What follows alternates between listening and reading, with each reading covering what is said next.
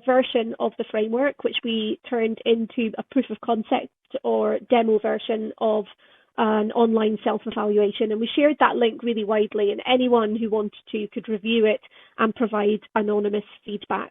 And then that feedback and all the outputs from phase one informed phase two. Phase two was working with nursing, and that working group really focused on refining the wording, making sure it was really easy to understand. The idea is that the framework is motivating in as much as even if you don't know anything about that particular area or skill, capability, competency, you should still understand what is meant by it.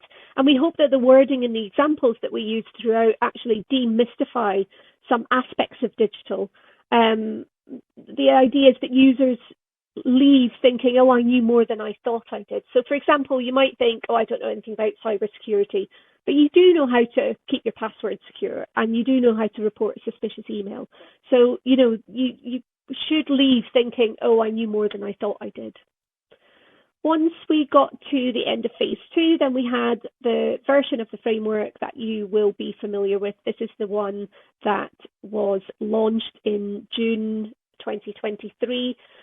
We created an online toolkit in our national learning platform, Urtidusky. So the idea is even if you don't know anything about the programme of work, all the information you need is in this area.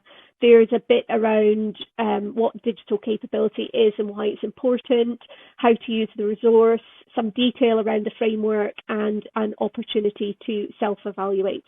And when you do complete a self-evaluation, then you get a personalised summary report and links to recommended resources mapped to the framework.